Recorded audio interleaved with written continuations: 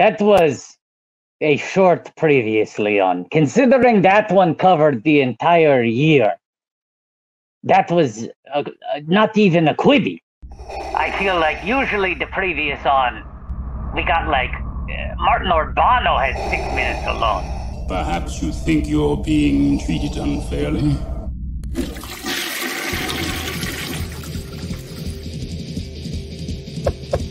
We want to. This is going to be about experiencing the story. Yes. And with any story, you want to begin at the beginning.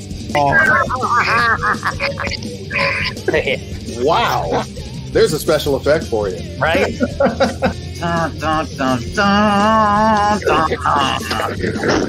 And people can make their name into an R-list name. Making an R-list name is so easy George now. I think of how we were sweating it. Yeah. We used to sweat these, you know? It was practical. That's hard to watch. I threw a sandwich out the 9-story window. There are 225 people watching this right now. Come on.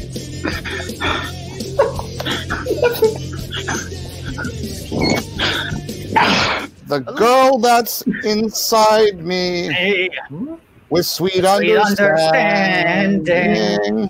Anytime you ask anybody about CISO, they're like, CISO, what happened was... My second unit makes me look like I got little baby legs, little baby body. We have different styles, but they complement each other. Lucas in love? No. Smith in love. Oh my goodness. Here comes Rick! Rick! For some reason I have an embroidered version of some guy's tweet. That's weird. Talk about a wet-ass pussy. What was my first, like, oh, whoa, George. And sausages. Oh, the sausages!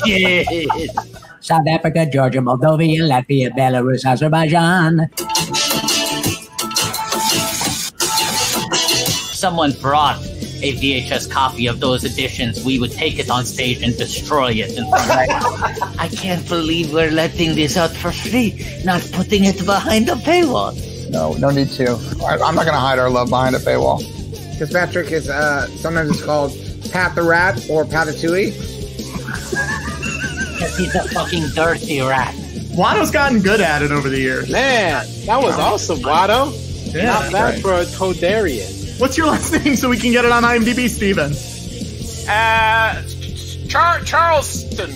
Oh, no. Oh, George. Oh, my arm hurts. My arm. Oh. Go make the bumpers, Bryson. I thought you were going to take me off the... Time to make the bumpers. What, George? If your cup has a strap on top of it, it might be bucket. I truly don't know where these fucking fruit snacks are. But Donald the motherfucking Trump ain't gonna be motherfucking president no more. Do you like my shirts? Wow. Do you like my shirts? Then I made lots of Star Wars movies. Can't make a many more. Disney owns them and they took them all away. I can't have those kind of kisses. And I'm not adventurous enough to have any other kind. But Watto, they're used in Todarian cuisine. Spectre of the past. I don't need Todarian cuisine. I Jewish cuisine. McClunky! Oh, McClunky! McKay! You guys are the best. Hi. Yippee. And there were mad scientists, like Bob Gunton, out there, genetically altering bats. And so now look where we're at. Look where we are.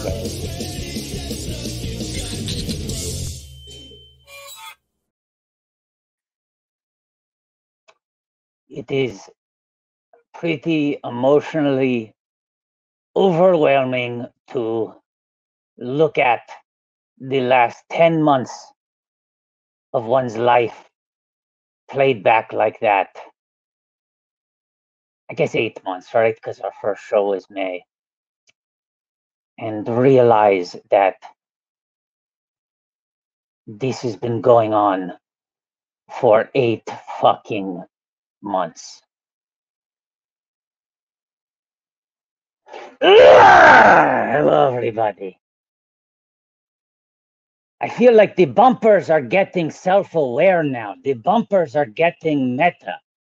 The bumpers are making fun of us criticizing the bumpers. Of course, I mean the previously on, but that's the previously on is the original bumper. 8 fucking months. It's been 8 fucking months, and Watto is not zen about it, as people have already noticed in the comments. Look, we got a hot show tonight, so I don't want to fool around too much. Who here has ever been to a live TV show taping before?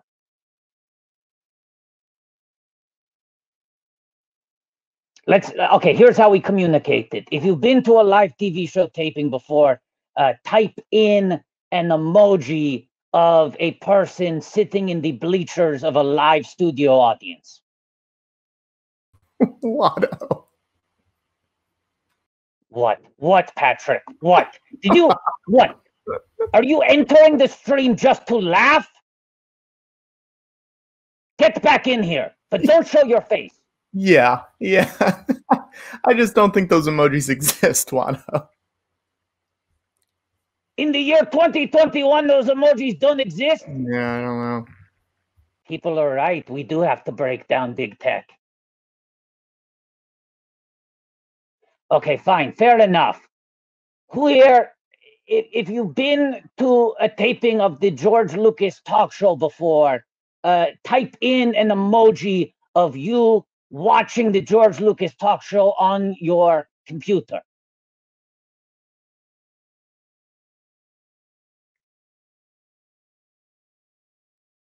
Patrick, get in here. Hey, Watto. I'm seeing some very confusing emojis. What's going on here? I mean, you're asking for a lot of stuff. I'm not sure what a bunch of these are, but I think we just gotta. Oh, here, there's ones like that. That's probably the most acceptable one. Okay, how about this? If you folks are ready to laugh, do the emoji of a turd. The emoji of a turd.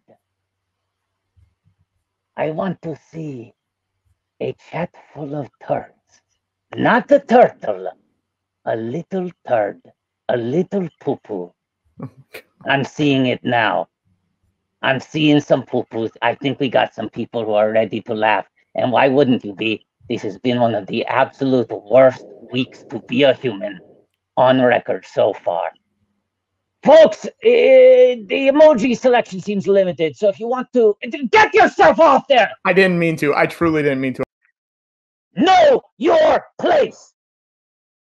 Folks, if you want to support the show, because the emoji selection seems limited, and I'm sorry for Patrick already disrupting the flow of the evening, we got some hashtags you can share on social media to show your excitement about the show. Let's see these hashtags. Amara David Grawini.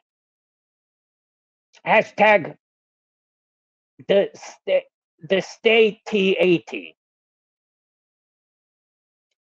Hashtag Stellando Calrissian. I added an extra R in there. I wonder why. It's otherwise a very clean hashtag. Hashtag Americate Micucci. Hashtag Gardula and Oats. Hashtag Red Tails. Is that the DuckTales joke? Yeah. Okay. I just want people to know that before we started the show, Patrick was saying, I'm feeling really annoyed at myself because I realized we did the wrong hashtag for Scott Aukerman 3 months ago. So if you think these hashtags are good, imagine how good Patrick's special editions are 3 months later when he finally cracks the right way to shoehorn American graffiti into someone's proper name. Let's start this show.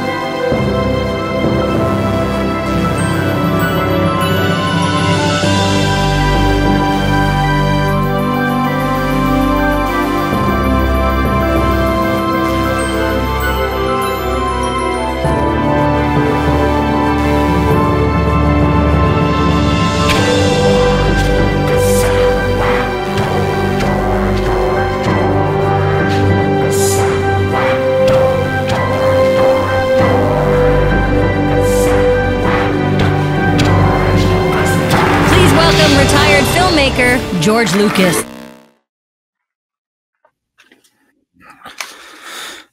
Hello, I'm George Lucas, creator of Star Wars.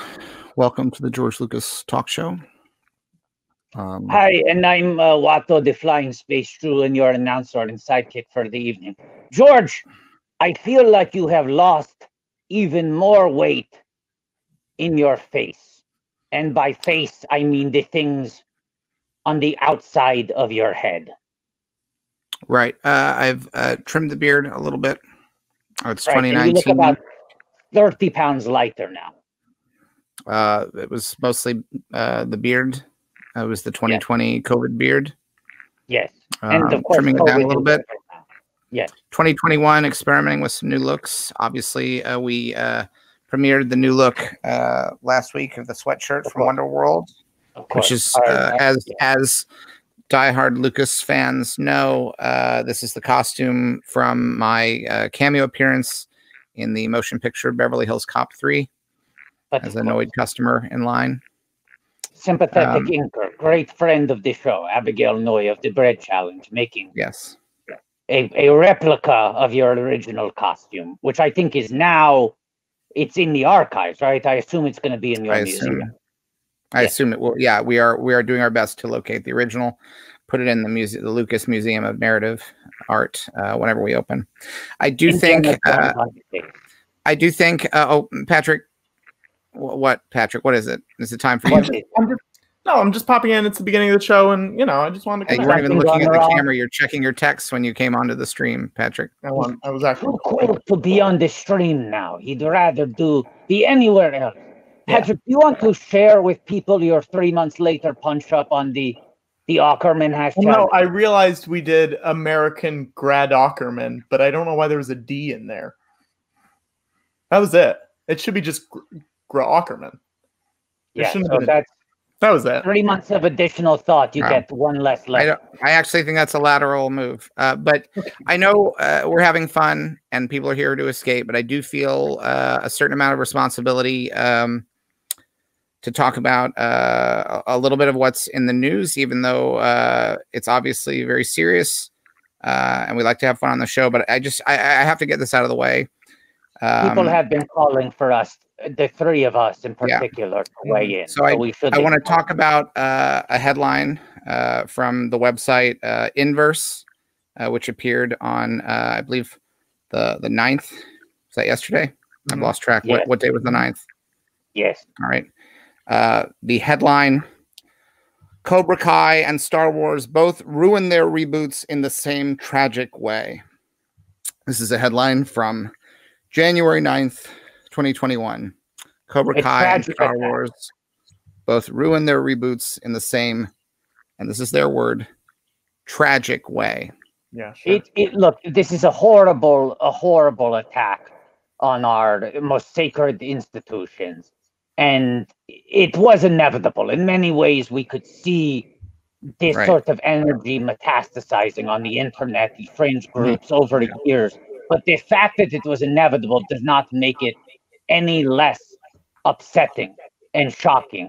I mean, it's really an institutional failure to not prevent the course of action while we still had the chance. Right. But now we've dealt with it and we've talked about it up top, so we can move on. I don't want to dwell on it too much. But as I said, tragedy struck two franchises, according to this writer who felt the need to file this story at the end of this week, because when something tragic happens, you just have to write about it. That's the responsibility, and apparently this is a tragedy.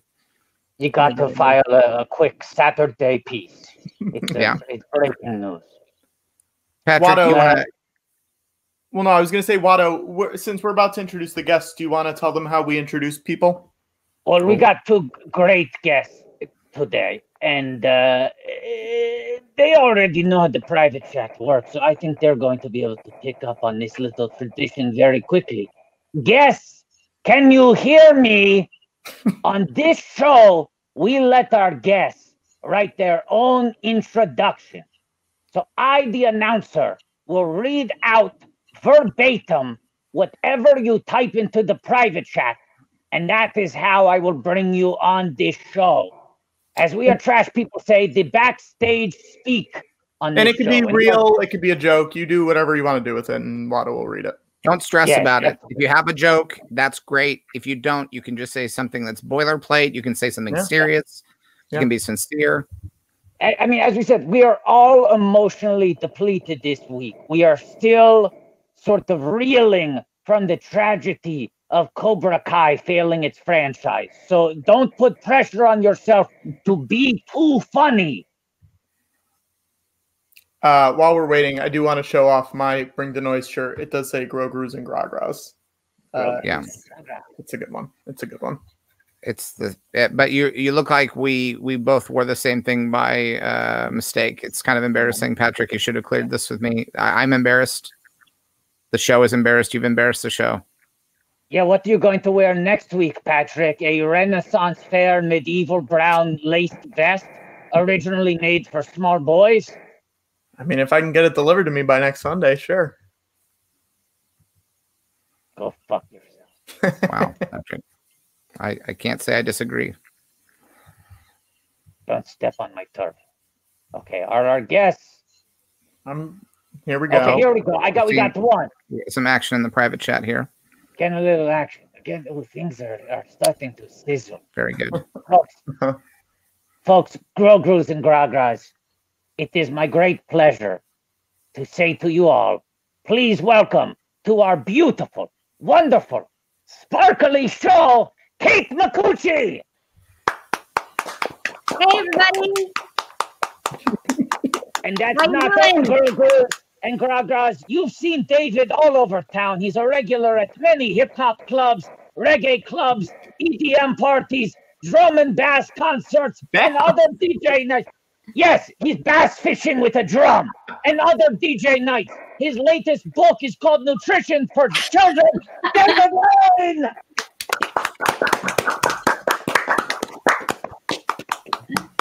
Oh, hi guys. Hello, everybody. Hello, David. Hello, Kate. Welcome to the George Lucas Talk Show. It's a real pleasure to have you both on the show. It's an honor to meet you. Yeah, I've always wanted to meet you, George, and thank you for having me, and thank you for having David. Oh, you're welcome. Yes, I don't know how many you're welcomes is appropriate, but I'll give you 2 each. I'll take them. Well, I'm a fan of both of your work. Two great stars. I feel like both of you also have kind of rustic looks going on here. Yeah.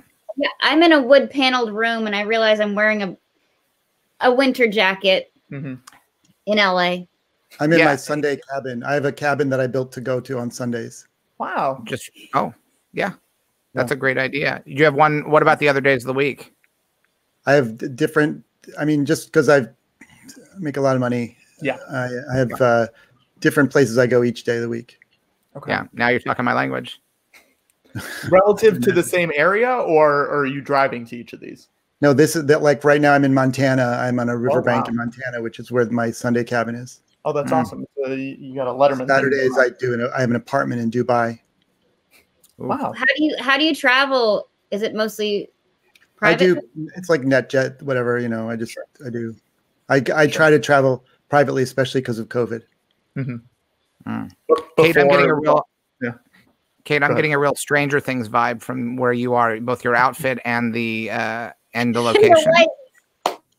Yeah. Are those lights meant to communicate to someone missing? They talk to me. Oh. And I find, it's not about people missing. It's just like, the weather. Yeah. Right. It looks very cozy. It is cozy. I just want to say, I for most of the run of the show, I eat a pastrami sandwich every week during the show so that I can make my meals a write-off. But I'm on a little bit of a deli sabbatical, so I've been trying to make meals that are in honor of our guests. So, of course, Kate, part of the great comedy duo Garfunkel and Oates, and David, you directed and wrote the Wet Hot American Summer and the Netflix series. So I made myself a bowl of Wet Hot American Oats. And I want to make it clear, I did consciously put too much water in the oats. It is there's an emphasis on the wet. There's a bad ratio here. But all oats are any good. I want to say, I'm sorry. Yeah, the ratio is so bad I just spilled the water on my computer. Go on, David. I was just going to say any good bowl of oats is a bit wet and a bit hot. Mm-hmm. Yeah, Right. yeah. I just think I overdid it. I think I truly overdid it. Not even to a degree that's funny. Watto, how hot are the oats? That's maybe where I came up short. I think they were hot 24 minutes ago, and I spent too much time warming up the audience. Do you want to take a minute and balance it out a little? Bring balance to the oats. Yeah. How is your guys quarantine been going? What have you guys been doing to find joy during this time? I guess I could go. Oh, David? it's not pass fail. The answers are not pass fail. Yeah, I'll pick on David. David, you can go first, David. I saw you raise your hand. I live in Los Angeles, and I have 2 kids here who stopped going to school. So that's kept me fairly busy, and just been trying to stay sane and creative in any way I can with all the limitations. And so I've been doing that. I make little videos and play some tennis. I don't know. It's been fairly quiet. That's good. Kate, I'll call on you next.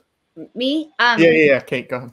Yeah, I had a baby last January. He just turned 1 a couple days ago, actually.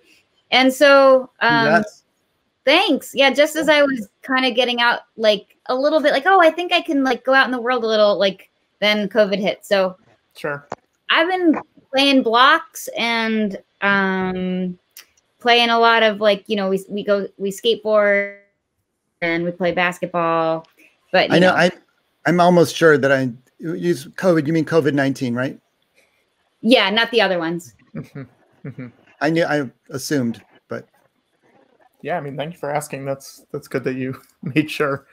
Skateboarding and basketball, that seems very young to be skateboarding and basketballing. He really likes it though. He has this tiny, I mean, he doesn't stand on it, but roll him in it. Yeah. Right. He's really into it. That's great. Right. He's way cooler than I ever was. But I assume you're helping. I assume you're helping him quite a bit. You're probably. It's hard to do much when you're 1. Yeah, you sit him on the skateboard and push. Yeah, these are the kinds of things I won't pretend to be that much of a connoisseur of athletics, but these are all violations of the rules. If you were doing this professionally, you wouldn't be allowed to just sit someone up on it. If they would flop over, that would be right. It'd be bad. I'm just saying, like, you're contributing a lot. Yeah. Don't sell yourself short. I hope so. I mean, yeah, you're doing a great job, Kate. Yeah. Thanks. That's what I was saying. I was just paying you a compliment, Kate. I was just saying it sounds like you're being a good mom. Thanks. Yeah, I hope so. I mean, maybe I'm either being a really good mom or not so good that I'm like sending my baby, on a skateboard. But no. Have you figured out college stuff yet? No, not the college stuff. I feel like though, will college even be around at that point? Who knows? Unlikely. Yeah. How you guys have worked together? You guys did a music video together. How many? Yeah. Is that the only time you guys have done stuff together, or are there other things that I'm forgetting? I think we crossed paths on another period. Yep. And then Ricky and I wrote that song for you. Yeah. About you're the hottest man in New York City. Yeah, that's what he was talking about, I think. Yeah. And then we've also been on like stages together, and I've comedy festivals and stuff. We've had a lot of good times when we were out in the world. When the world still was going. Yeah. I remember playing a game of chicken on stage. Like whose shoulders was I on? I can't even remember. But it was one of your shows. In those wild old days, you don't even remember whose shoulders you're on. No. That's like I used to go when I lived in New York. Almost every night of the week, I'd go to some different orgy in some other outer borough, and I never knew whose shoulders I was. I mean, hey, that's New York for you. That's That's how it is. Watto, are your oats okay? It looked like they were a little too hot, Watto.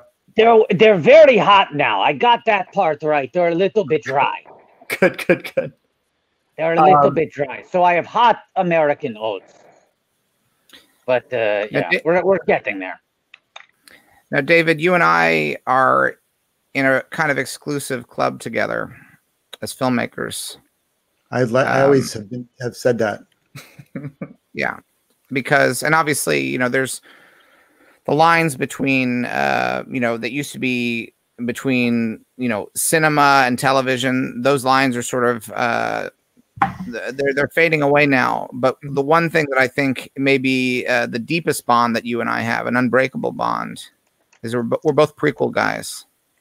Sure. We both went backwards. Yeah. In celebrating our legendary work. Yeah. And we nailed it. And they can't take that away from us. Like, we're part of that. You know, I'm sure there are examples of people who've done prequels and they haven't worked out. I haven't seen them. Every prequel I've ever seen has been perfect. And I include you in that. But I'm always nervous that someone's going to do it and it won't work. That's always that's one of my greatest fears, is that I'll see someone fail that challenge, because it's not easy. I didn't Jack Nicholson do a Chinatown prequel? Oh, he did a sequel, just a straight sequel. Yeah. But that's a great idea. That's a great idea. And we have the tech now. You could do it. If you got, this is such a great idea. I think if we could make it happen, use the Irishman technology to have Jack Nicholson do a Chinatown prequel. Yeah, that, in my mind, I'm picturing it, seems like a perfect movie and a great way to complete the trilogy. And that technology is just so sharp right now. It works so well for actors who are hugely famous in the 70s, when you know exactly what they look like at that age. It's seamless. With were you worried? Were you worried when you were going back that what was your biggest fear? Making Wet Hot American Summer prequel? Prequel, yeah. I had a lot of fears. I'll give you a sincere answer. I was really scared of it being terrible, and trying to toe that line between whatever fan service or, you know, being in love with the original and trying not to ape the original, or trying to go back to something that was not who I am now, years, 15 years later. Yeah.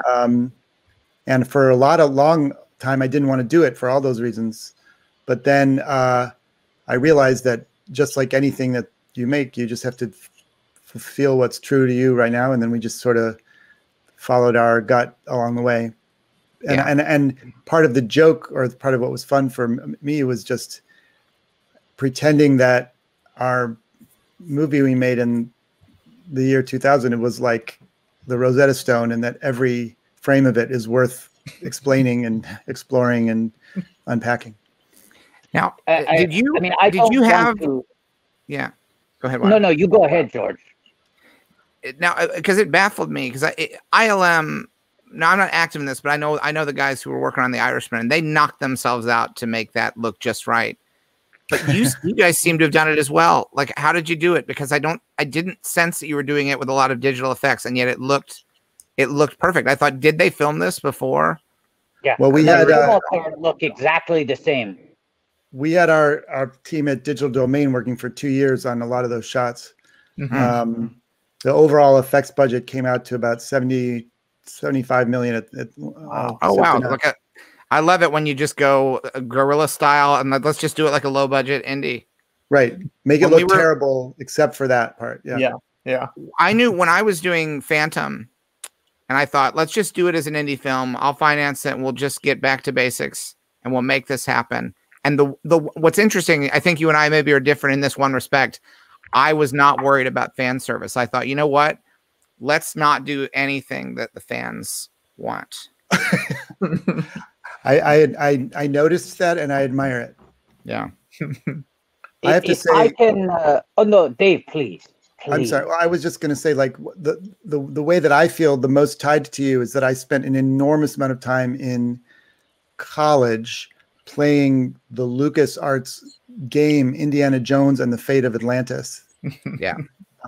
Which I don't know how directly involved you were with that, but those images and sounds still course through my veins. Oh, well, I was a little involved. You know, I tried to keep a finger in every pie, sort of. I'd say like, oh, do it like this, or maybe have it do it like that, like, or have this happen to Atlantis. You know, I would come into the room and I would say, here's what I think indie should do. That's so cool. George, he was the guy who said that to the game designers. He said, give indie a hat. Yeah, that's it right there. Oh my God. Yeah. George, was it up to you to make Indiana walk to tree? Was that one of your choices, George? Yeah, I said if you're gonna put that tree there, you have to have him walk to it. Yeah. Otherwise, people are gonna lose their minds. And also there's that little homage there. If you show that image back there as well, I said we want to also, you know, I'm putting up a museum of narrative art, and we're gonna have some Charles Schultz stuff there. And I said let's put a little tribute to Lucy Van Pelt's little psychiatry booth there. What kind of trinkets are you selling there? Ancient trinkets, things that would appeal to people who come to visit. Yeah, it looks like a lamp, maybe. Yeah, or a monkey statue. Yeah. But I think if you say the right thing to her, she'll give you the right trinket, and then you can go to the next part. That's what I love. I do know for a fact that I specifically said put trinkets on, have it be trinkets. That I know that I contributed that word to the game. Yeah. Kate, did you play video games? When you were growing up, did you play video games? Yeah, I did. We actually had a Nintendo like pre-Duck Hunt. So it was one of the early ones. Mm-hmm. So it was a prequel. You had a Nintendo prequel. Yeah, I guess so. I mean, I was in first grade. It was a big deal. But we had 3 games, and I really only played. Now, I know I say Mario Brothers because I'm from New Jersey, but it's a big debate. Is it Mario or Mario? I don't know. I mean, let's go around. David, how do you say it? Well, when I had my bar mitzvah in 1982, we rented a Donkey Kong like machine that you would sit at a bar head to head and play at with the quarters. And that was a lot of fun. I want to apologize. George doesn't like bar mitzvah talk. He will return as soon as this segment is over. Oh, I'm sorry. I was prepped on that and I forgot. You forgot. Yeah. It's fine. He's not offended. It's just a sensitivity thing. You know, it's just not his tempo. Watto, I say Mario. How do you say it, Watto? We all have our triggers. Yeah. I mean, I guess you have to link it to how you say the in It's a Me, right? You either go, it's a me, Mario, or you go, it's a me, Mario. Yeah. Okay. There's George. He's back. We're done talking. Yeah. The last thing I heard was that you rented a donkey for your bar mitzvah. Well, my sister's name is Amy, so I was always say, oh, it's Amy. Oh, sure. It's Amy Mario. Yeah. Yeah. It's Amy Mario. David, I was going to say you had your sincere answer about the struggles of making the Wet Hot prequel. And my sincere retort to that is Wet Hot is perhaps my favorite comedy film of all time. I think it is truly the film I have seen the most in my life. And some people, when they make a prequel, they make the mistake of over-explaining things, right? They take the things that you just kind of liked organically in the first one, and they pick them apart, and they feel like you said, oh, they treat it like a Rosetta Stone. We need to give you the backstory on everything. We need to make it feel like it's all linked. Some people make that mistake. You and George are 2 of the guys who get it right. But the joke in the Wet Hot prequel series on First Day of Camp, when you reveal that the higher and higher song from the soundtrack is actually textually in the world of the film. My brain broke, and I was like, I don't think anyone will ever create a joke that is more my sense of humor than that. And it is held on to that. So I sit back and just smile thinking about that on a regular basis. So as someone who loves great prequels, starred in 2 great prequels, knows from prequels, I thank you. I appreciate that. I love that too. What can I say? Thank you. Kate, what was it like working on Corey in the House? That is so weird you would ask me that question. Right. Because the other day I was really trying to remember what it was like to work on Corey. And I was like, when was that? And I was just thinking about like what that experience was like. And now you're asking me. Okay. A true joy, I'll tell you that much. No, I was thinking about how crazy it was that I did 2 episodes, and then people who really watched that show knew me as like the cheese in a cup girl, because my character worked at the mall at a place called Cheese in a Cup. And yeah, I would get, I mean, I don't get that really much anymore, but I would get yelled cheese in a cup, or, you know, but one time I was on the Warner Brothers lot, and they have these little trams that go by with the people in them on the tours, you know, and I was just walking to my car, and this girl was screaming, cheese in a cup, cheese in a cup. And you could hear the guy go, please please stay in the car, and please do not scream cheese in a cup. He didn't know what, you know, it was pretty funny. But me and my friends used to just yell that at people all the time anyway. Cheese in a cup. Cheese in a cup. Cheese in a cup. Yeah. It was just it just meant like, what's up? Should bring it back. That's probably why the tour guide got so worried when he heard it. He went, "Oh no, is the Wain gang back here yelling cheese in a cup again?" Yeah, we would do that on the tour a lot. What is the thing that you guys get yelled at or asked about the most? For me, it's The Big Bang Theory. Because I did an arc on that back in season 6, and I jumped out of the window when I was on a date with Raj. I mean, my character did, and a lot of people would be like, "Why would you jump out the window? How could you do that to Raj?" That's probably the thing that most people say to me. I don't know. That guy makes like $1 million an episode. Why'd you jump out the window? He's a cat. I was not making $1 million an episode. Now, Raj was, that's what I'm saying. Raj was, yeah. Kate, is it possible? I wasn't sure about that, because is it possible that she didn't jump out the window, and that that's what it looked like, and this is something they could fix, and then you wouldn't get that question anymore? Isn't it possible that fix it in post and like change the reruns? If you could press a button and put out a special edition of The Big Bang Theory, in which she merely sat on the window ledge and then stayed inside the building, which is like if she sat on the window ledge and sang Moon River. Oh yeah, is that public? Is Moon River public domain yet? We don't own that yet, do we? ILM could pull that off, I'm sure. Yeah. Now, David, I mean, we're talking about special editions. David, you also famously have a few special editions of your movies. What? Oh, well, that's right. The Wet Hot American Summer, we did a special soundtrack with extra farts on the DVD. And that wasn't even the one I was talking about. Oh. You got Wanderlust, too. Oh, right. Yeah. We made our movie Wanderlust. There was so much, there was the whole version of the movie that didn't, and a bunch of stuff that didn't make it. And we didn't just want to have a random deleted scenes on the DVD. So we just created another version of the movie that included no material that was in the final cut of the real movie. It's crazy. I'd never seen it, and I watched it last night. And it's how do you see it? I want to see it. That sounds great. Really. I mean, the best word for it is what it's called, which is the Bizarro cut, because it's just really a bunch of random cutting room floor scraps cut together in the form of another version of the movie. Yeah, it's on the. David, are you tempted? Are you tempted? Wanderlust, it's worth seeing. David, are you tempted to obliterate the original from existence? No. Are you tempted to make it that no one can see it, to take away all the copies? I will tell you, there was a screening of Wanderlust just last year at the Alamo Draft House in LA, and both Ken Marino and I saw it, and we had forgotten some of the last minute decisions that were made right before we locked the movie. And we're like, wait, oh, that's in it? That's in it? Oh my God. But I do feel like there's a solid notch better movie of Wanderlust that could be made, but it would involve a lot of work to. What has to happen? What do we have to do to make it happen, David? Well, maybe I can, travel up there sometime. We can chat about it, because I'd love to. Or I just throw money at you. I just throw you. I got a lot of money I can throw. Somebody else wants. Yeah. Who do I need to throw money at?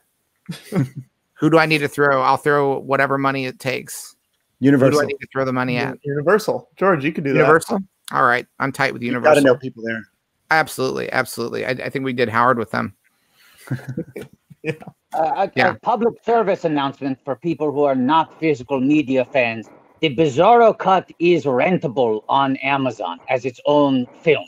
If you search for Wanderlust Bizarro cut. Yeah. Wow. But I must tell you, you really should see the real movie first because it's truly confounding if you haven't, and even if you have, it's still pretty weird. I will say I did watch it last night. They're a dyad. I did watch it last night with my roommate who has not seen the original one, and it was a fascinating experience. Just me being like, wow, this is moving quickly. You must have no idea what's going on.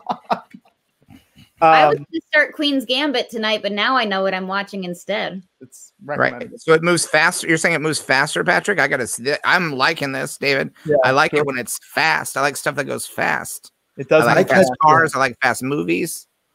Yeah.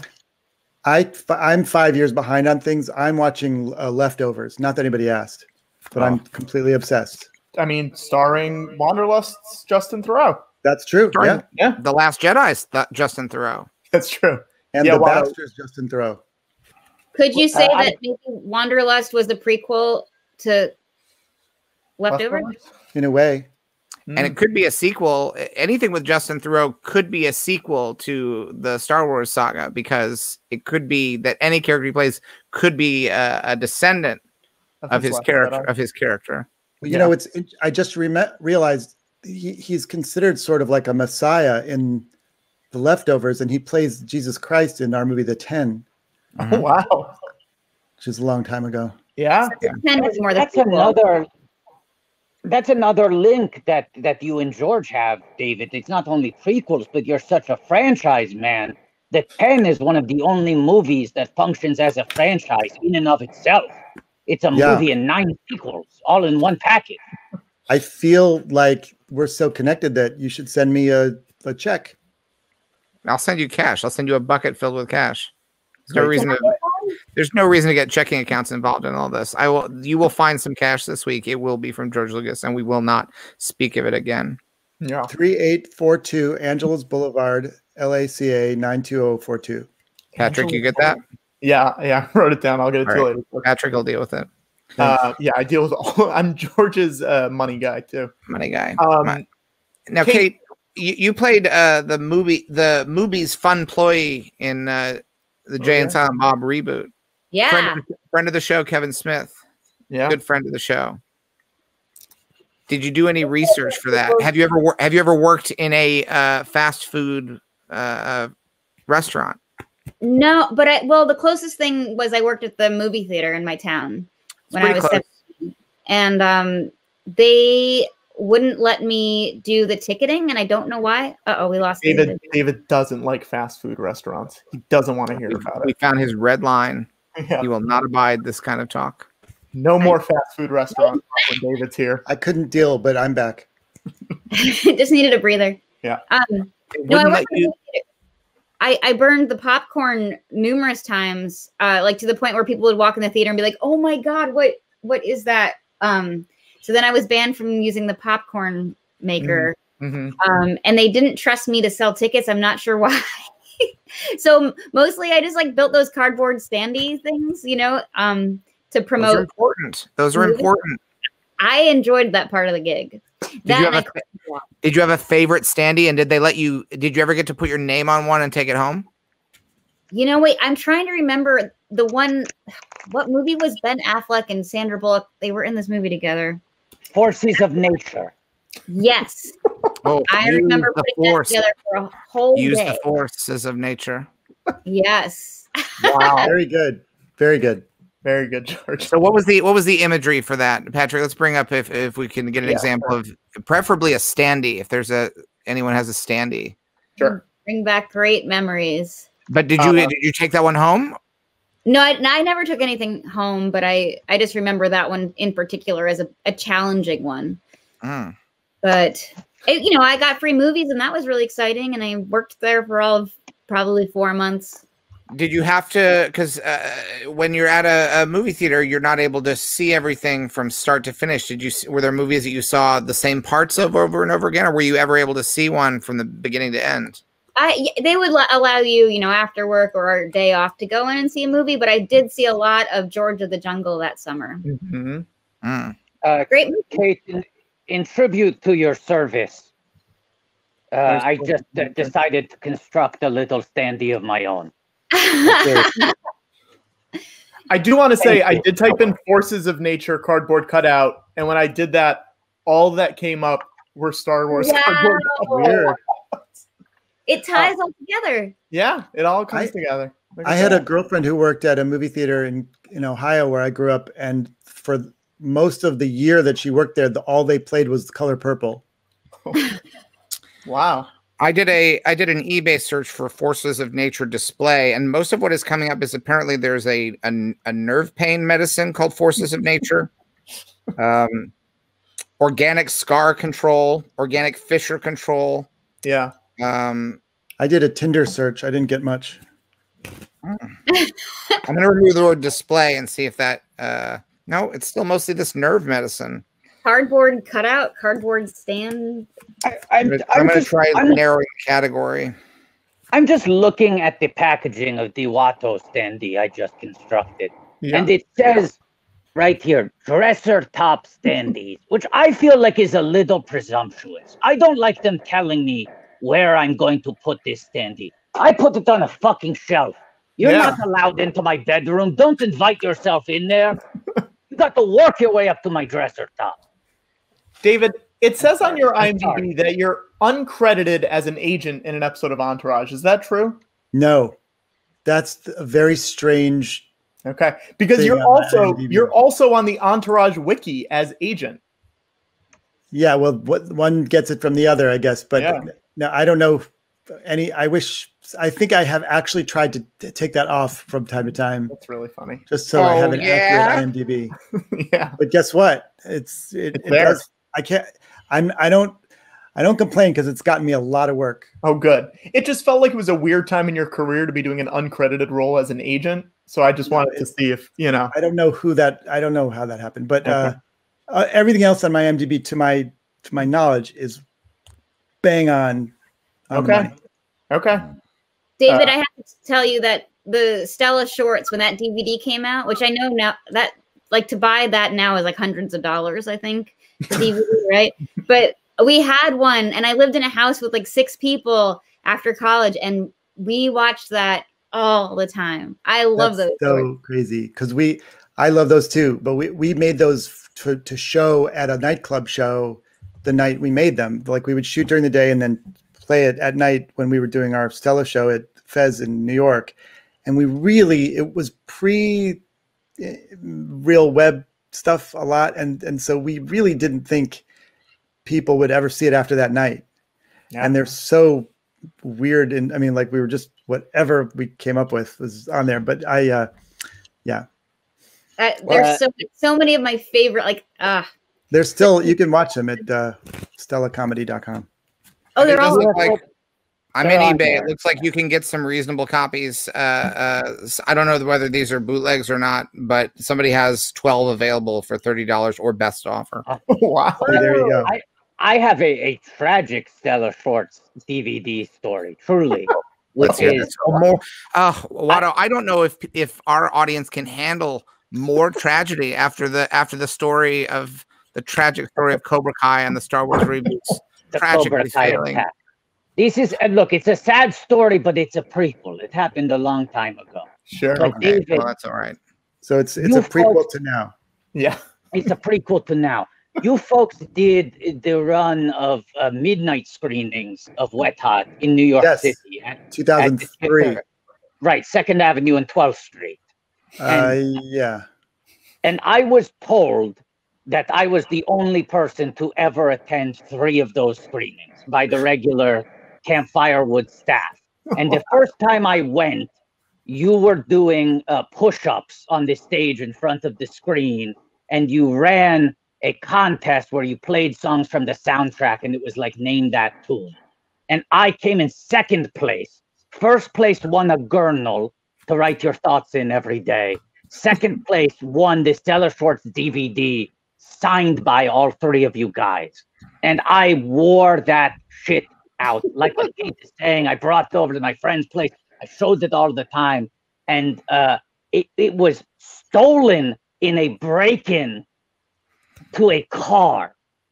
It was in a car, and someone broke through the window and rummaged for valuables, and apparently was a New York comedy fan and said, this thing is worth some money. And so I lost my signed DVD.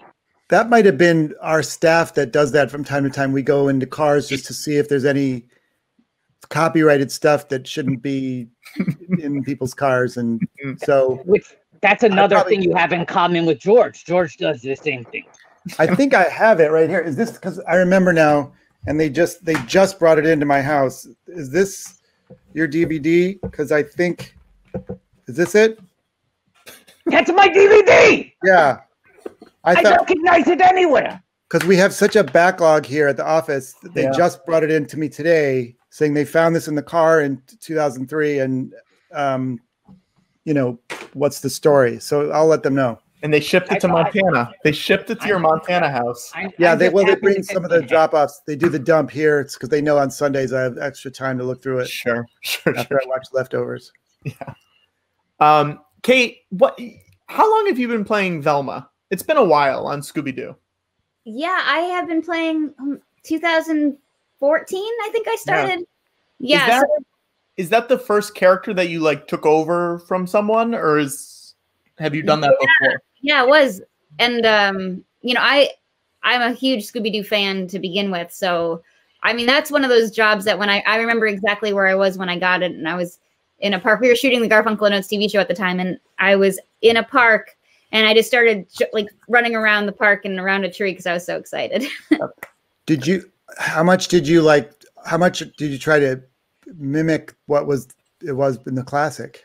You know, they told me not to worry about it too much, although, you know, it's like already kind of in my head just because I'm a fan of the show since I was little. But I just sort of maybe did my voice. They sort of wanted me to do, but then as the years have gone by, it's sort of morphed into, I think, maybe a little bit more of me leaning into the original voice. Mm-hmm. But yeah, the first show I did was it was called Be Cool Scooby-Doo, and that was, so they were kind of doing a different animation style, and I think they were probably not as worried about my voice sounding exactly like the original, but it's been such, I mean, it's so cool, you know, pre-COVID times when the four of us are in a booth together, and Frank Welker, who's done Fred and how he does Scooby-Doo, he does Scooby as well, but he's been Fred since the very beginning, 51 years now. Yeah. So when we sit in the booth, sometimes I just close my eyes. I can't believe, because to hear the whole thing happen, it's still like, I can't even believe I get to do that. That's incredible. Oh my God. Wild. That's truly wild. Like, because it's you, Gray, friend of the show, Gray Griffin, Matthew Lillard, right? Matt Lillard, and then Frank Welker, and it's the best. It's like, and it's such a funny time. They're all so funny in different ways. Like we're just like a family at this point. But I mean, that's one of the real bummers about COVID is that we haven't been able to be in a room together. But I mean, there's a lot of real bummers, but that's right. A light real bummer, you know what I mean? Yeah. Has there ever been a point when you were in the booth with Frank? Because Scooby-Doo, I feel like the franchise is going to some pretty wild places. Mm-hmm. Like, is there ever a point where he would look over you and say, "This one's wild"? It's a pretty crazy Scooby adventure. No, he's always down. I don't know. Like, I think he never really comments saying, "Oh, that's not, it doesn't feel right" or something. He never like throws the script down and says, "This is not what we started. This is not where we were trying to do when we started Scooby-Doo." No, that never really happens. But I will say one of my favorite Frank Welker stories is that during the fires 2 years ago, he had to move out of his house for a little bit, and he was living in a van. He has this super cool 1980s van, and it was like this. I mean, you know, it's like totally decked out, and I was like, this is the coolest thing. He has his own mystery machine. That's super Bill cool. And Joe still heavily involved in it on a direct basis, or no? Bill Hanna and Joe Barbera. No, they haven't been around much. I don't know. Okay, yeah, they're probably busy with new stuff. I think they got a little hands off after they died. I think there were sort of that. Yeah, I had heard that too. I think I had heard from some of the people in their office. They stopped. I plan on getting more involved with my franchises after I'm dead. Right. I mean, honestly, it's lazy of Hanna-Barbera. Once you're dead, it's like the desk is cleaned off. Time to really barrel in on the franchises and nothing Time else. to go in and do a fine edit. Yes. Kate, I have a question, and it's inspired by things that people were saying in the chat. It's, a notorious adage in Hollywood, never work with children or animals. And on Scooby-Doo, you work with a dog and meddling kids. Do you find that difficult? Yeah, I mean, Scooby is kind of annoying sometimes. No, I don't. I guess I am considered one of the meddling kids, so it's fine. No, I think it's okay to work with children and dogs, but I will say, in my experience, working with monkeys and owls, that's a little bit trickier. Yeah. Have they dressed you up for like in the costumes? Yeah, we had to get in full costume for it. It's actually, though, I do have a funny story, because one time I had like kind of bell bottoms on and my hair was totally cut like Velma's, and I had my glasses, and I not intentionally looked very much like Velma, and I was at a store and these like teenage kids were like, look, it's Velma. And I got like so self-conscious that I didn't say anything, but I was like, I kind of am actually. Yeah. It would have been weird if you were like, well, I do the voice. Yeah, I know. I didn't say it. I didn't say anything. I just crumbled. I've had that sometimes where I go into like a store and they go like, have you seen the Phantom Menace? And I go, yeah. And they go, Watto? And I go, yeah. And they go, I mean this as a compliment, but you look a lot like Watto. Don't get offended. And I'm like, I'm more offended that you framed it as don't get offended, and you also assume there's some fucker out there who looks like Watto and isn't Watto. This is exactly how Watto looks. Now, guys, something that we like to ask our guests every week is, now that it's like 2021, a lot of people have been spending time on Zooms, with old casts from movies or casts from TV shows, like catching up with them and seeing where they think their characters would be nowadays. So I'm going to ask you both. Kate, where do you think Nurse Tricia from Sandy Wexler is now? How is she handling COVID? She's there. She's out on the lines working her butt off. Okay. Yeah. And every night when she gets in her car, she sings along to the radio, and she takes off her mask and she sings along to the radio, and it's helpful for her in that way. But she's there and she's working hard. That's good. That's Sandy Wexler canon now. Let's add that to the IMDb trivia. Now, I mean, David, the same question for wedding videographer in Along Came Polly. Well, I could tell you that, or he happens to be here. If you want to ask him yourself. Sure. Do you mind getting him? This is the wedding videographer who does a non-speaking role in the movie Along Came Polly in the wedding scene. He's right here. I'll get him. Okay. This is great. Oh my God, this is huge. Hey guys. A wedding videographer. It's so nice to talk to you. Hello, wedding videographer. Yeah, I took those pictures of the people at that wedding. And it was a fun gig, but it was just one of hundreds of them that I did during those years. Yeah. Back then in the early 2000s, sometime in the last 20 years. And 2004-ish, somewhere around there. Yeah. Yeah. So anyway, I started moving into more like just doing like web stuff. I put together, I do, and now during the quarantine, I've been doing like birthday compilations where I edit together people saying happy birthday to somebody and I put them out. But more than anything, I've just been kind of getting into Civil War stuff. I just like to read books on Civil War, and then I go around just my neighborhood door to door, and I ask people if they want to pay for me to explain to them Civil War stuff. Sure. So far, no takers. Do you remember anything specifically from that wedding? Was that Polly's wedding, or that was that other guy was marrying that I'm woman sure who looks Watto, like Watto, Rashida do you remember Jones. whose wedding it was? Yes, Ruben Pfeffer was marrying Lisa Kramer. You insensitive schmuck, Patrick. That's right.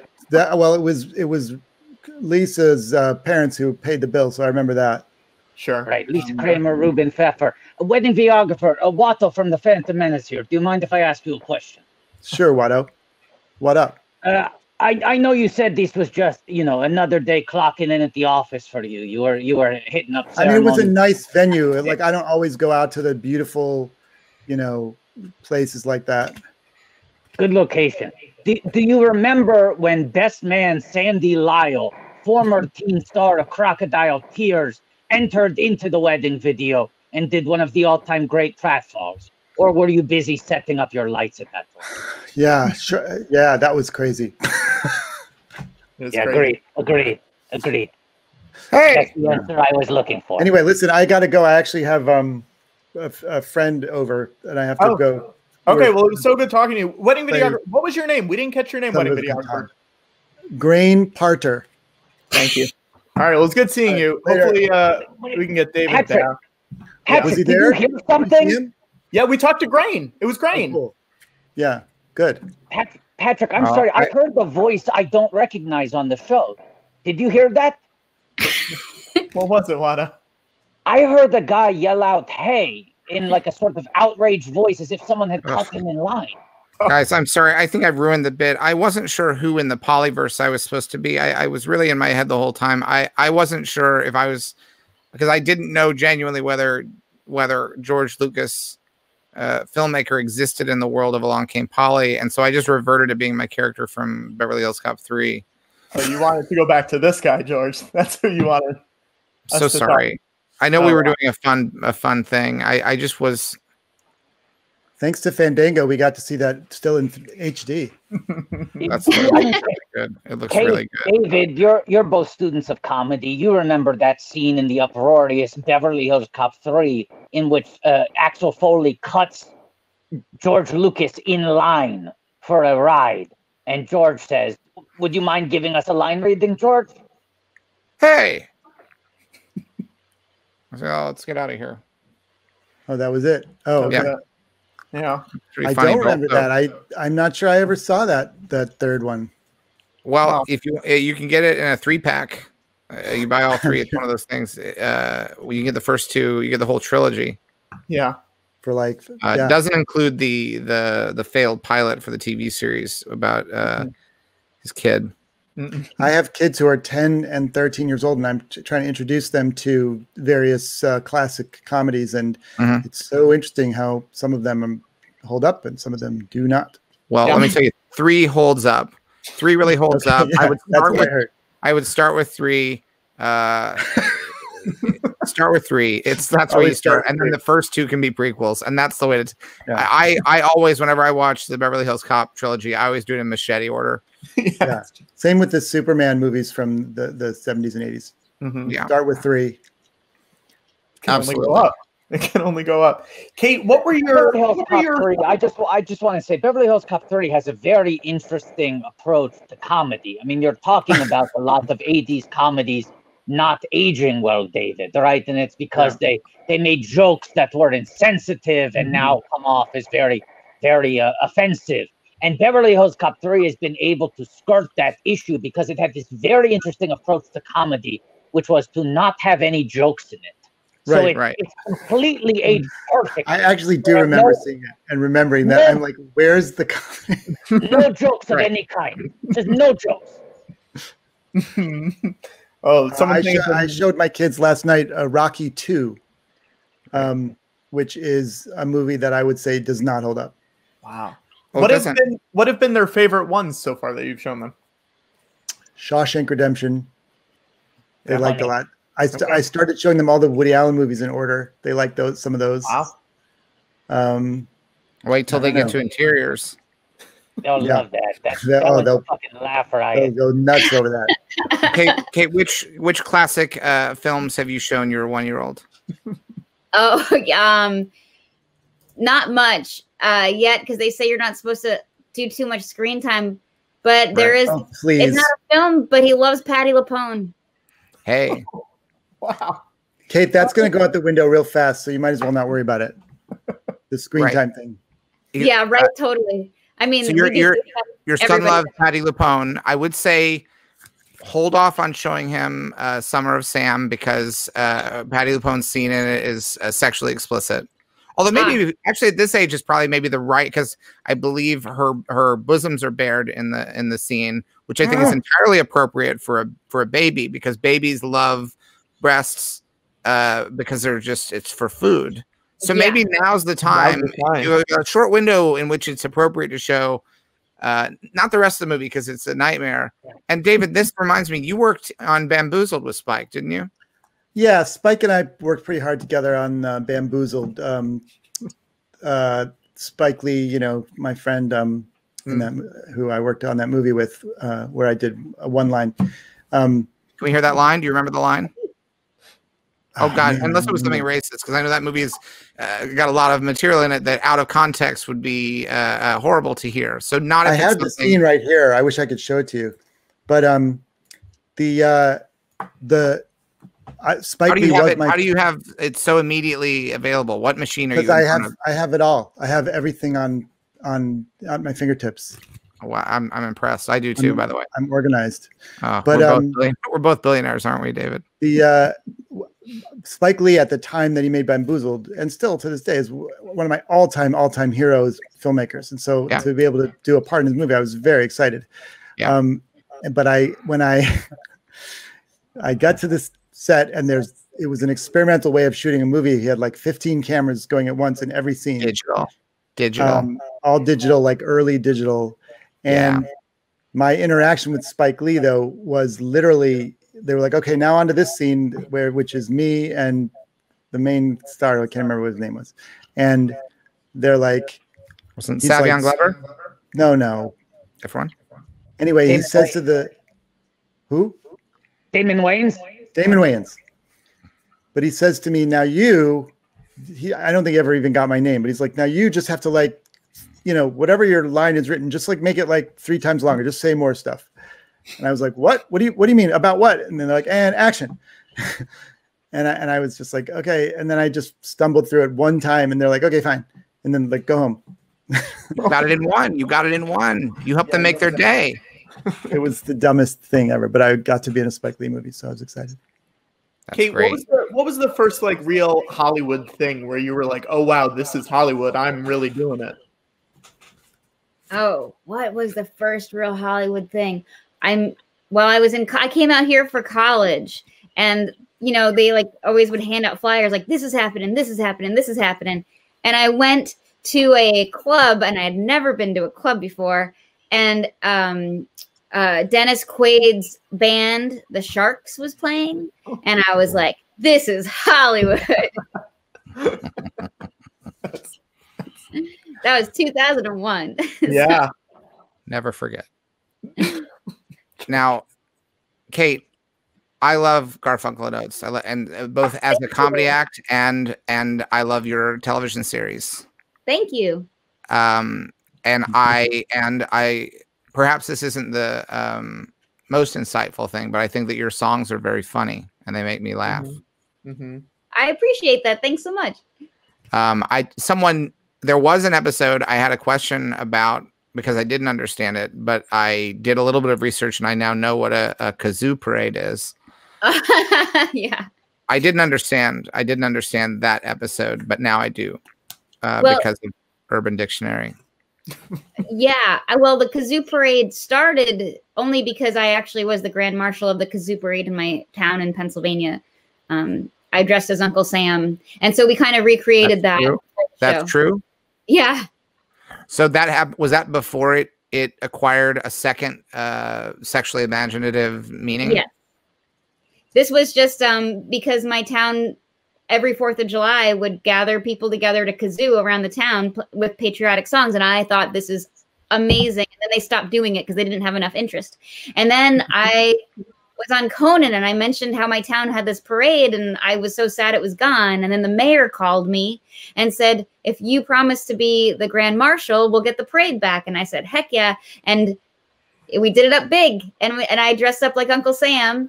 And my dog was in the parade, and my mom and my dad, everybody. And then like probably 70 people showed up, and we kazooed through the town. What year was this? This was 2000 and maybe 11, 10, something like that. Wow, a decade after you saw Dennis Quaid's band, that was happening? Yeah, and that was Hollywood. Wow. You should know, Kate, when George says that he finds your songs very funny, that's a big compliment, because George is, after all, the creator of the highest grossing joke of all time. That's true. What is the highest grossing joke? Did you say joke? Yeah. When something bad looks like it's going to happen, I will have a character say, you're already laughing. Look, this is why this joke is making money. I'm laughing because people in the comments are saying, here we go. Yeah. No, you're laughing because of the joke. Something bad looks like it's going to happen. I will have a character say, I have a bad feeling about this. And that joke's in all the Star Wars movies. And then what's the joke? And then what? And then what happens then? You know, I knew I was going to get pushback from you on this, David. No, it's not pushing back. I'm excited to hear. Like, I'm waiting. I'm excited to hear the joke. Oh, Look, you're spoofing me, comedy, Look, David. David, yeah, I knew I was going to get razzed by you on this because a certain kind of hardcore comedy type will always push back on this and say that's not a joke. It's not a joke. Mm-hmm. Well, if not a joke means that it's not a joke, then tell it to every alt comedian in the world, because sometimes something that isn't a joke is a joke just because you say it's a joke. It sounds like you're just in love with your like anti-comedy. It's alt comedy, it's anti-comedy, but it's grossed more money than any conventional joke that's ever been put in a movie. Because I put it in an Indiana Jones movie, I put it in Radioland Murders, I'll put it in any movie. I will put it in any movie. I just can't sign up for that kind of comedy where it's like it's so stupid that it's funny. Like I can't. No, it's not that so stupid. It's truth in comedy. It's so true that it's extra funny because he does have a bad feeling about this. But you know, it's one of those jokes that I get this from a lot of comedy guys. It's always a dude, by the way. It's always a dude. Yeah. And they'll say, "Where's the joke? And what's the joke?" And I say to you, come with me to a screening. Not now, because I'm not Christopher Nolan. I don't care if I don't want people to die because they had to see a movie this year. But when this is all over, you and we will go to a screening of any movie in which, not just my movies, because it's also been ripped off by a million people. Let's go see Fred Claus. Let's go see any movie that uses this joke. I have a bad feeling about this. Sure. The audience will go nuts. And it might not be their favorite joke, but I put it in. Not even laugh. Yeah. They might not even laugh. I'm going to put your feet to the fire and kind of make you put your money where your mouth is and say, okay, you want to go see Fred Claus? Tell me where and when, and do I pick you up or let's go? Right. Well, I'll beg you not to put my money where my mouth is because I have so much money that would destroy my mouth, David. Sure. By the way, I hear that the Cleveland Browns, my hometown team, are tearing it up. Good. Really? Is that happening right now? That's what I hear. Now, when you say tearing it up, are you talking about the game? Are you talking about the field? Are they tearing the field up? Because maybe they're tearing up their own score by doing poorly. I don't know. Oh, wow. Hey, look! Congratulations to Sonny Weaver Jr. I know Brian Slape is a very popular quarterback. That's on the Browns. I'm sorry to have to do this, but I actually have to run because I have to put the baby to bed. That makes sense. That's a good reason. Is that a euphemism? Yeah, it is a euphemism for whatever you want. Kate, if you're going into the upside down, you can tell us. Wait. Are you going into the upside down? That's a Stranger Things reference. Oh, I gotta go. Oh no! Oh no! Oh, special effect. No. What an exit. We lost. What an exit, right? Boy, she really put the baby to bed. Wow. This time. The guests are getting smart, Patrick. They won't let you boot them. Yeah, they have to get out quick. David, what's the one question you wish you could never be asked again by a fan? Or a professional journalist. Or a professional journalist, yeah. When are they finally going to release The State on DVD? But they did. I will say they did stop asking that when they did release it on DVD. That makes sense. About 15 years ago. David, I want to ask, when is it coming out in 4K? Wouldn't that be nice? It was shot in like 280p. There's so much, but if you scrub hard enough, there's so much information. You just gotta scrub until you get to that image. Where the other is, when are you going to make the prequel to Wet Hot American Summer, which they again stopped asking after we did that. Wow, you are going after these questions. You are getting rid of. You are just thwacking away at these questions to make sure they never get. You answer. You really do put up or shut up. You answer with your actions. Yeah. A lot of people ask me, and I'm sick of hearing like, what's your secret for staying so handsome? Mm-hmm. Yeah. Mm-hmm. I will tell you the answer. I'd love to hear it. Vitamin P. Yeah. Oh. Wow. I think I should go too. Oh. You got to go put the baby to bed, it sounds like. Wow. David, what was it like writing on Mad TV? I had a terrible experience. We're writing on Mad TV. You know, that sounds like a recurring story that I've heard. Well, I'll tell you that, and then I probably got to go. But basically, I was living in New York. I was very happy there. Mm-hmm. I was doing, at that time, like, well, I guess the state had just ended. And I was working on stuff with Michael Showalter, writing like Wet Hot American Summer at that time, and working on other future possible state projects. Stella was just starting kind of around then. And I felt like though I needed to get a job, and I applied and got a job at Mad TV as a writer. And I had just come off doing the state for my whole life before that. And I was working on another sketch comedy show, and the people there were super nice, and the cast people were nice. Everyone was fine, but the setup of the show was that you had these writers in one place, and you had the cast in another place. You had the producers over here, and they weren't really working together. It was like the writers would hand it was so strange to me. I just couldn't get my head around it. And I also was new to LA. I hated LA. I was sitting in this like air conditioned cubicle. It was very strange. Yeah. And I was miserable, totally miserable. Wow. And then Phil Lamar was on the show at the time, and I had known him from back in my college time. Mm-hmm. And he came up to me one day about 7 weeks into me working on this show. And he was like, "Can I just ask you a question?" And I'm like, "Yeah, sure." He's like, "What the fuck are you doing here?" And I was like, yeah, I don't know. And I went right from there to the producer. And I'm like, I'm thanks. I'm getting out of here. Wow. And I went back to New York. Wow. And that's when you started writing for Sheep in the Big City? And that's when I started. Yes. You said, what am I doing here? I got to write for Sheep. That's when I decided I'm going to make a movie. And then 3 short years later, finally got it together. Yeah. Do you think that it was a mistake for Mad TV to not incorporate more elements from the magazine? Like, I kept waiting for them to do more fold-ins. I think that would have been great if they had done that. I actually thought the show was pretty good, to be honest with you. But it's not like the magazine. There's no marginals. There's no drawn out dramas. There's no margins. There's no lighter side noise. Yeah. There's no snappy answers to stupid questions. Right. Dave Berg, nowhere to be seen. No Don Martin. Mm-hmm. No Don but Martin. they ended up doing a more Mad magazine based version of it later, didn't they? I think they did. They did the Cartoon Network show, yeah. Also, I was in the room on the Craft TV. Oh, really? Not very successful.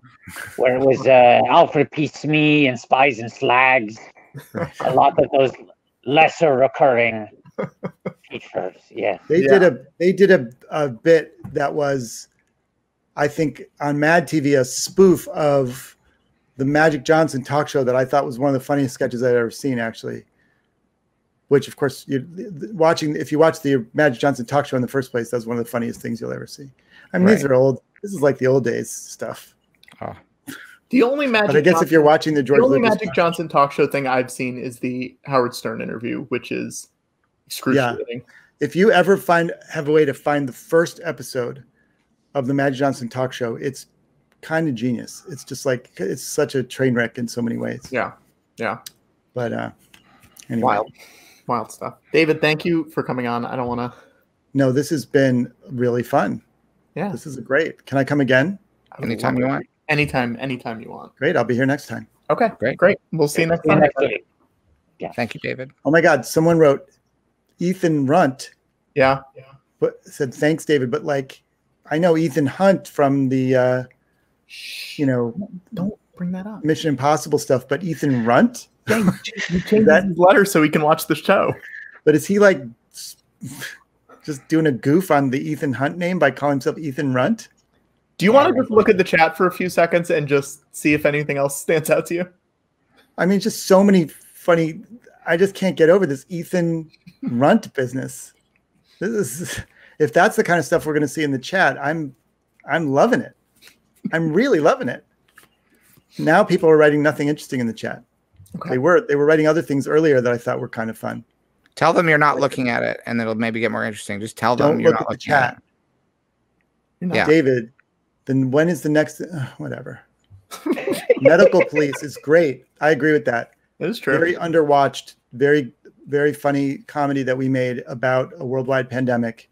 Came out a year ago on Netflix. Shot it in Croatia. Check it out.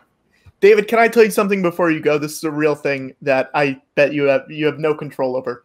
The episodes of Children's Hospital on Hulu are out of order. They are? Yes. And I need you to go fix it. How do you wait? Oh my God. That season 7.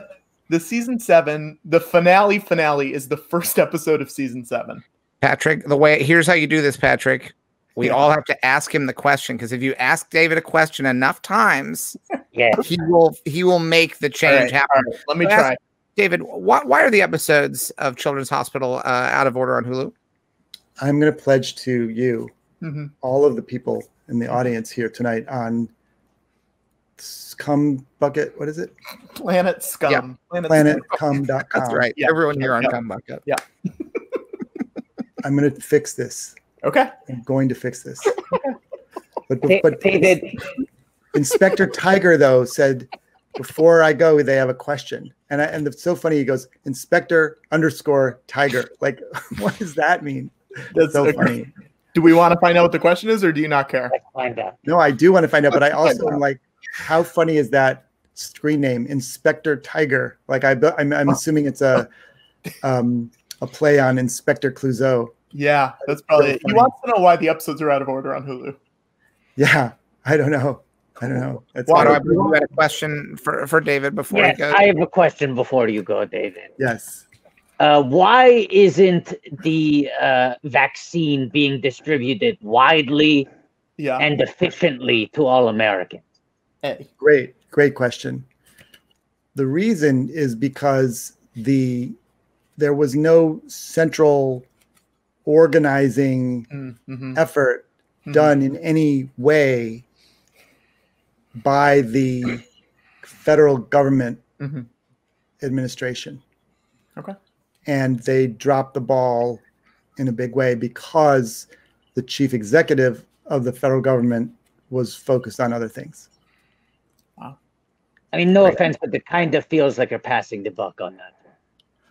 No, I'm putting the buck. The only part of the chain of events that is my responsibility in that was just the part where getting from the manufacturing plant into the trucks, and that part went relatively smoothly. So I mean, yes, there were mistakes were made, and for those I take full responsibility. That's good. But to be fair, that holds up. I heard very good things about the truck loading. You guys know that when Tom Cruise was in Mission Impossible, his character name was Ethan Hunt. Yeah. Some guy or girl, I don't know, on your chat, screen Ethan Runt, not Hunt. Right. We all know Ethan Hunt. Little tiny. Oh my goodness. That would have killed in the Mad TV room. What a spoof. What a spoof. Ethan Runt. That probably would have been Mission Adorable. Yeah. Thinking about little Will Sasso running along. I was trying to pitch things that they would like, and I pitched Shaving Private Ryan. Great. And they were like, no, not good enough. Oh, wow. All right, gentlemen. This has been a blast. You're the best. Thank you, David. Thank you, David. Until next time. Be well. We'll see you next Sunday. Bye. I'm sorry, Patrick. Watto, you didn't ask him why the episodes are out of order. Now he's not going to fix it. Yeah. I thought the vaccine was a little more important. People are going to be watching the show and they're going to be like, wait a second, spoiler for Children's Hospital. Everything is, they're in the Matrix now, and then it just goes back to regular episodes? And I dream of a future where we can watch Children's Hospital on Hulu outside with friends, maskless. That's my priority. Will you do that with me someday? Yes, Patrick, I swear to you right now, when everyone is vaccinated, I will go out into the fresh air, maskless, and watch Children's Hospital on Hulu with you. And hopefully the episodes will be in the right order. I hope so. Look, and I say that to you because you are a friend. We give you a lot to chin music here, but you are a friend, and I know this is a difficult time for you. By the way, I think that's the first time you've ever called me a friend, honestly. It is. I've been holding that back for the right moment. I've been holding it back for the right moment. But you are a friend, and I care about you, and I know that you're struggling right now because we've done a show where you are able to boot neither guest. Yeah. Also, that list, Friends of Watto, that's a tight little group. Short list. Let's name them. Let's name them. George. Yeah. Best. Patatouille. Okay. Bobby Wool. Okay. LDP. Sure. Yeah. This is not a ranked list, by the way. Oh, any order. Any order. Because LDP would be number one. We know LDP's up top. No, I'd still be number one, right, Watto? Yeah, George is number one. Someone's saying Serenato Cheney in the comments. Is that true too, Watto? Absolutely. Yes, she's a friend. Yes, absolutely. This is a machete order I'm doing here on Friends. LDP. Yeah. Right? I mean, Lou and I we were Wattico simpatico. So he's on there twice? Did I say him twice? That's okay. I like it. I like him a lot. I like him a lot. Okay. I said Yoko already. I'm trying to think. Who are the other most famous people we've had on the show? Kevin? Yeah, Kevin Smith's a good friend. What about... there's a sausage party so far, mostly. Yeah, I was trying to think of... Leah. You love Leah. I love Leah. She thinks you're a hog. Well, and let me say this. It might be time to go to the after show because Watto has a little segment he wants to introduce this week. Watto's got a little segment. Interesting. And it's a segment that couldn't happen during the normal show. Okay. I mean, now wait, hang on. Before we go to the after show, we should clear something up. Which after show are we going to? George Lucas Talk Show after show. Are we going to the after show that we went to last week? What? We're trying to get sponsored last week. You want to go to the stamps.com after show? I do. Yeah. And Patrick? Yeah, George. Thanks.